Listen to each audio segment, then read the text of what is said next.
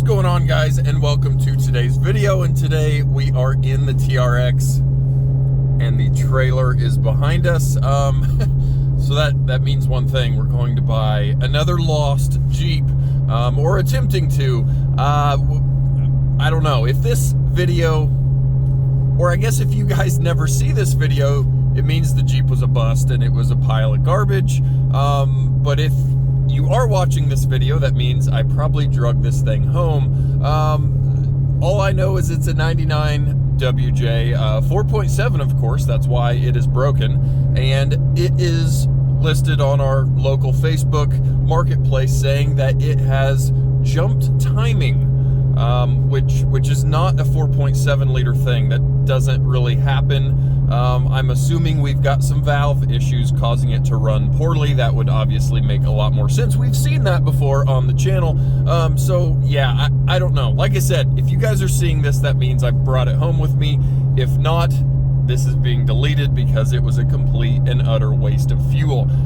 So I've got about 30 minutes of driving outside of Wichita to go look at this thing.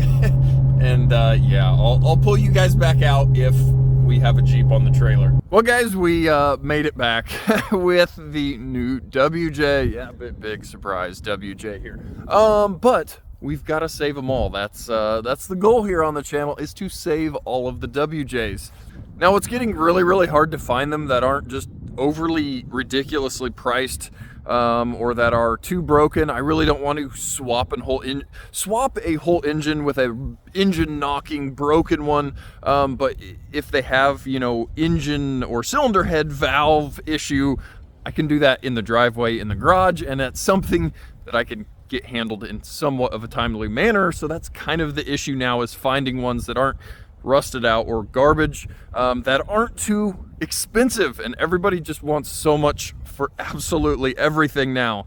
A broken 99 Grand Cherokee, the guy was asking $1,600 for a vehicle that you would need to trailer home.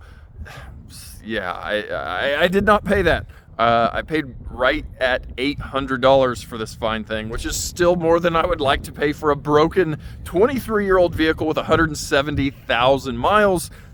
But it is what it is. We got to keep saving them, regardless of the bank account. So let's look at this thing, and then I need to get it unloaded and start tearing into the motor, I guess. So guys, 99 Jeep Grand Cherokee Limited, 4.7, as we all know. Honestly, it's really not in bad shape. It's filthy dirty. We do have some drilled and slotted rotors. Wheels are in horrible shape like normal, but I mean, we will probably be changing those out. Pretty dirty, but honestly not that bad. Inside is pretty clean. The front seats are pretty stiff. The leather just gets dry. It gets hard from the sun, but really it's not shredded, not torn up too awful bad. Ashtray is broken. We will need to handle that, because I cannot sell a Jeep that has a broken ashtray. But back seats are really nice condition. Headliner is in really good shape. We've got a few little small nicks and tears, but again, it's a 23-year-old vehicle. Kind of a cool bonus here was somebody just replaced the headlights, so they are nice and clear. We won't have to buff those for once. Walking around to the back, it is a factory trailer tow Jeep, which is always good. One big, huge, bad bump or bruise here. I'm not really sure what we're going to be able to do with that. Maybe a little bit of heat, we can pop that out and have it looking slightly better. The only big issue here is rocker rust. This is probably the worst one that I have ever owned personally. Yeah, man, what a bummer. Not really sure what to think about that. I really haven't ever purchased any that had that extensive of rust, at least on the rockers, but otherwise it was such a nice looking Jeep, so I had to try at least. But underneath, it's again filthy dirty, but really in good shape. Frame rails are good. It's yeah, it's just kind of all there. Fuel tank skid plate is a little bit crusty, like they all are, but other than that, it's all there and it's relatively solid. So like I said, I need to get this thing unloaded. I am probably just gonna go ahead and start tearing into it. We need to get valve covers off. It runs kind of poorly. Obviously we've got some rockers kicked off. I don't really want to fire it up until I'm ready to just immediately put it in the garage or the driveway, because I don't want it to run any more than it needs to. But yeah, it's definitely running like some rockers have kicked. So whether that means we've got bad lifters that got squishy and caused the rockers to kick, or we've got a drop valve seat which caused it, we won't know until we get the valve covers off. So I probably won't pull you guys back out until I've got engine bay kind of torn down into, and we've got some valve covers off, and we can at least see what we found or what we've got, and we can kind of make a good assessment on what we need to do moving forward on this thing. Okay guys, so with the help of YouTube magic, it is now a couple of days later for me, but it's obviously the same video for you guys. But I do have some of the engine bay torn down. I will kind of walk you through my diagnostic process, and then we will hopefully have this thing running in this video. So like I said, let me talk you through what we found. So the thing would run, it just ran very poorly. I totally feel bad I did not record how it ran, but like I said, I did not want to have it run for any longer than I needed to, so it came off the trailer and pulled right here into next to the driveway. Now, first thing I did was run a compression test. Pulled all the plugs out, pulled the coils out, and ran compression. That would quickly tell us if we've got any detrimental cylinders. If we had zero compression on a cylinder, we knew we had a hole in a piston or a valve seat or a broken valve or something horrible. On the driver's side, we had about 120 psi on all four, which great, fine and dandy. Jumped over to the passenger side, and the front cylinder, cylinder 2, had about 100 psi. Cylinder 4 had about 70 psi. Cylinder 6 had about 120, and then again we were low at about 80 psi on the very back cylinder there. So I knew our issue was the passenger side head, so I needed to pull that valve cover off, which on a WJ is an absolute pain in the butt. You've got a battery here, a battery box, you've got AC lines, it's just a mess. You've got a AC receiver dryer that sits right here. All of that stuff out of the way, I was able to unbolt the valve cover and take a look. So I will get that thing wiggled off, and we will, like I said, look and see what we can find. All right, so with that valve cover off, if you guys can see down here, we have a rocker kicked off on cylinder 2, a rocker kicked off on cylinder 4, and then way at the back, we've got a rocker kicked off on cylinder 8. So that explains why we had absolutely horrible, you know, running, or it would barely idle, sitting there running, trying to die on us. All three of those rockers are the exhaust valve, not the intake valve, so it was still able to get air into the cylinder, make the compression stroke, make fire, but it could not get that back out of the cylinder. Obviously, that's not going to work very good when you're missing one of the very important things for the 4-stroke engine. So, my thought or theory has always been, or has been, that kicked off rockers are from bad or squishy lifters. But if I check these lifters, they are not squishy. So that kind of disproves my squishy lifters cause rockers to kick. But man, I really don't know. At least right now, those lifters seem to be very solid without any play or movement. So why did they kick? I don't know. 4.7s and 3.7s have valve stem seals that leak. You burn oil, you get low on oil. The oil in this seems extremely full, or not extremely full, but it is full and very clean, which kind of makes me wonder if the oil was low, caused the issue. They topped it off with oil, hoping that was going to help something, and it obviously didn't. The damage or the issue was already done where it's kicked the rockers. So my plan on this one here is not to pull the heads because we don't really have any indication that we need to pull the cylinder heads.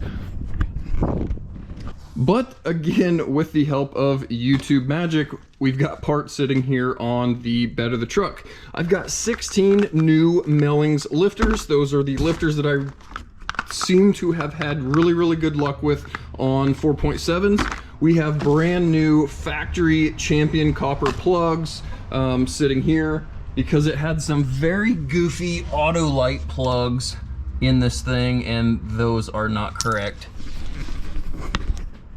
And if you guys know me, I am a stickler for factory spark plugs. Regardless of the engine, the make, the model, I'm always getting the factory plug. In this case, it is a Champion copper plug. No platinum, no iridium. It is a basic copper plug. That's what it calls for, and that's what I put back in. And then last but not least, we do have our valve cover gaskets since we will be doing both sides. And then since I have the PCV valve off to get the valve cover off, it is obviously a very good time to put a fresh PCV valve on. So I'm gonna get these lifters soaking, and we'll see how much of a pain this is going to be to swap lifters in car with the cam in, and yeah, we'll go from there. Okay guys, so we are going to start pushing our rockers off, replacing our lifters, and then pushing our rockers back on. Now Martinbuilt has a really good video showing using a 10mm wrench to kind of push those rockers out. I am going to attempt to use this just panel popper to get under the rocker and flip it out of there. So like I said, we will see how convenient or not this is one-handed at that. So like I said, I've got that trim tool underneath the rocker above the lifter, and I'm going to pry forward and see, and just like that, we've got a rocker out. So yeah,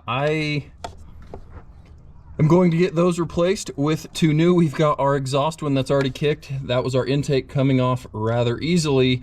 And then I will quickly show you guys pushing a new one back on.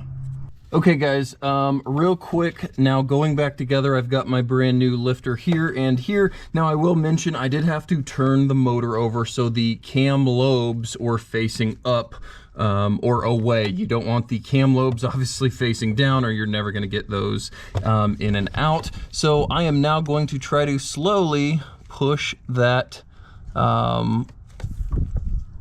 rocker back into place.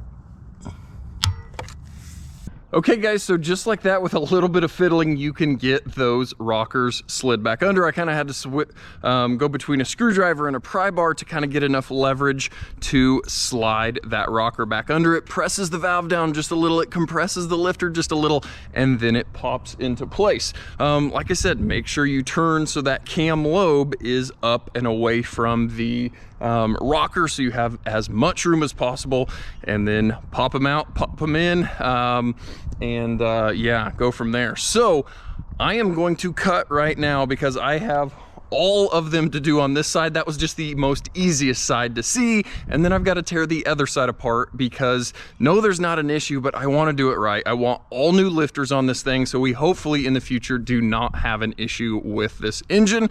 And then, like I said, I'll grab you guys and we should be able to hit the key. I did drain the oil, put a new Mopar oil filter on it, and then once I am back together, I will get it filled with a fresh 6 quarts of oil. And yeah, we should be able to hit the key tonight, and hopefully it runs and the transmission works. I've had some bad experience in the end of that street with that silver Jeep forever ago, and this one at least drove on and off the trailer. So enough talking. I've got work to do before this sunsets, so I will, like I said, pull you guys back out when I am done pushing all of these rockers out and getting fresh lifters in this thing. Okay guys, that took a little bit longer than I had planned. Honestly, I think that's the first time I've ever done just lifter swap on car. You know, every other Jeep I've had to work on or take apart, you know, had a head gasket issue or a burning coolant issue or whatever. So I had the heads off, had the cams out. It was very easy. Really wasn't too bad, you know, big pry bar and flip the lifters in. You've got to rotate the engine about 1,000 times since you are trying to get the lobes all up, like I already said, but we've got everything back together. Battery hooked back up, oil in it, belts on it, everything is hooked up. And it is obviously very dark outside now, but I think we're ready to hit the key. Oil, drain plug, oil filter. I don't know. Let's, I guess, go inside and hit the key. This will have a check engine light already on. I scanned it when I first rolled it here for a cooling fan relay. There is a electric cooling fan. The relays fail all the time and set a code. This Jeep does have a mechanical clutch fan also, since it is a trailer tow optioned WJ. So it has 2 fans. The electric is currently not working. We'll have to get a relay in it, but I just wanted to let you guys know, so if you did see the check engine light, you weren't immediately assuming my poor work.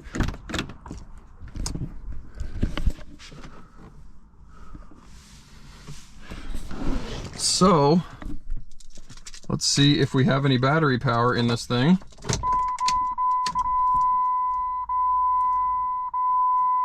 And I guess we'll hit the key.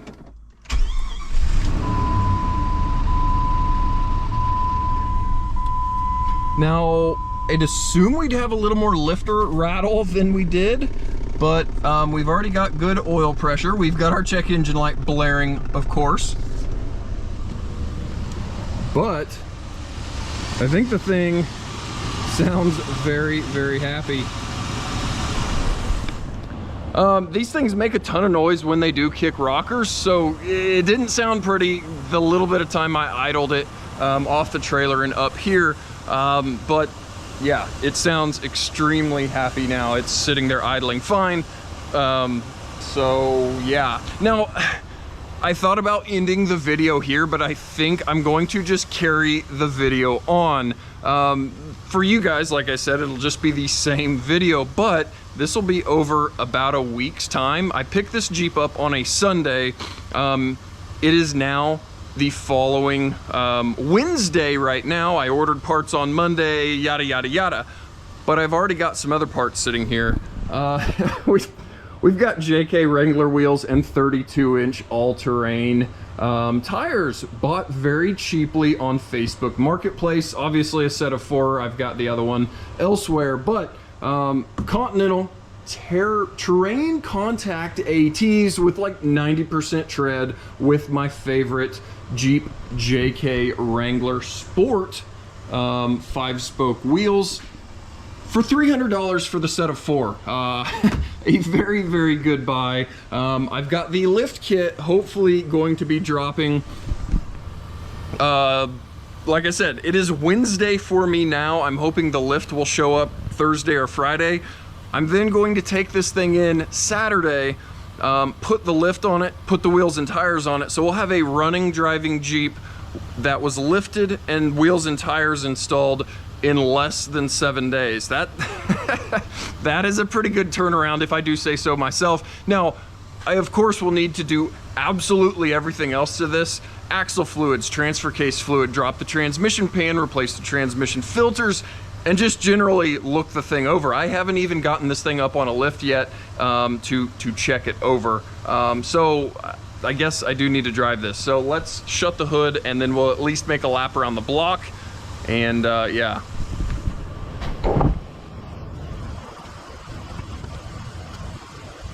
All right, boys and girls, let's let's make a drive. We've got headlights, we've got fog lights, we've got auto headlights. Let's back this thing out for the first time and see how bad of a driving WJ we drug home unknowingly.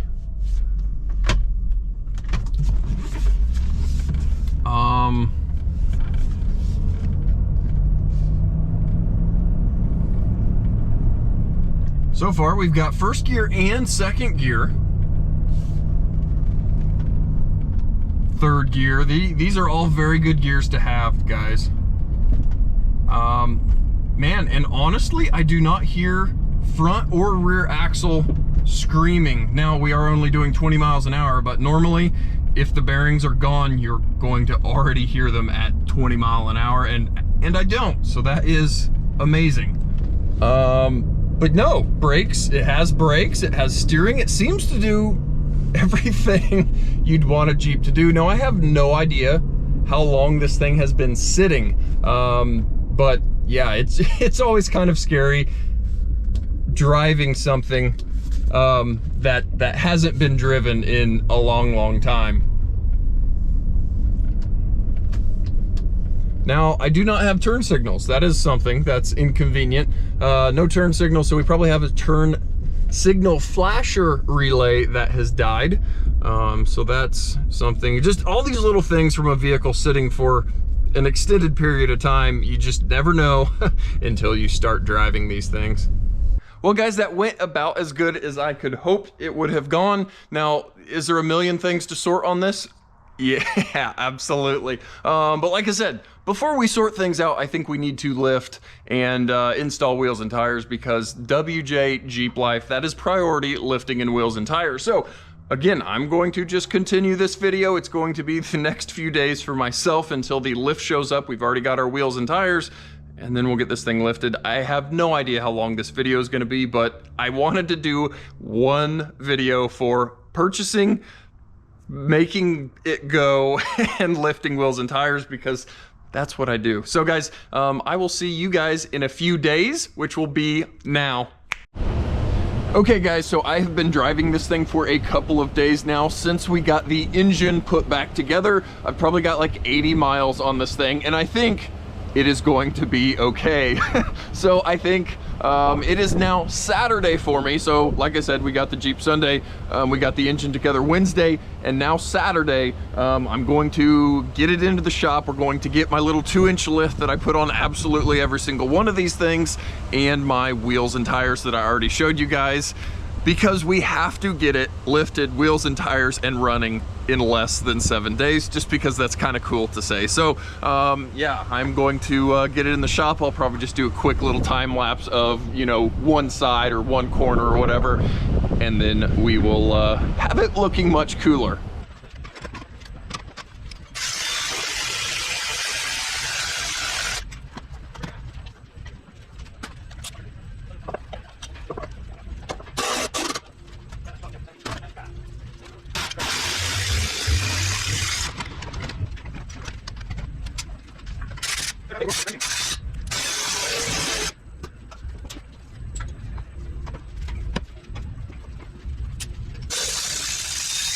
And guys, just like that, we've got a slightly taller Jeep now with some slightly more modern wheels and tires.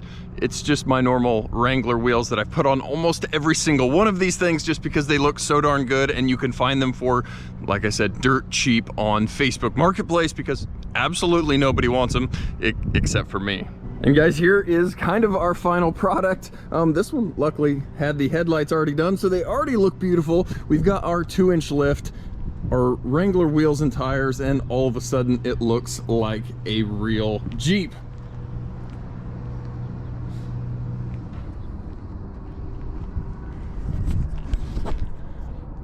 Now you might be thinking, well, Tyler, I guess you're done with this one, time to let it go, but I kind of like to put some miles on them before I release them back into the wild, if you will. You know, like I said, I've put about 80, 90 miles on this thing, but I still need to do a decent amount of work. I've already changed the axle fluids, the transfer case fluid, but I still need to do the transmission fluid and just overall drive the thing and, you know, sort it out. There might be other issues that arise since it has been sitting for 3+ years. But again, you won't know that until you actually get it out on the road and it leaves you stranded on the side of the road or not. You know, just today, as I was putting the lift on it, I noticed there was coolant dripping, opened the hood, and the radiator cap was not holding pressure, leaking coolant, so it got a fresh radiator cap. Just all these little things that you wouldn't know if you just immediately threw something back out in the wild and didn't put some miles on it. So I'll keep driving this thing and slowly sort every last little bit out, and then, like I said, it will get released back into the wild, and hopefully to a owner that cares for it a little more than the last few owners that let it die its sad death. But guys, wanted to bring you along on kind of hopefully an interesting video, kind of day 1 to day 6 of a engine not running, drug it home on a trailer, to now we've got a drivable Jeep that still needs sorted, but it at least is moving down the road under its own power. And that's always a good thing when you are saving all the WJs. So guys, as always, thanks for watching, and we'll catch you guys next time.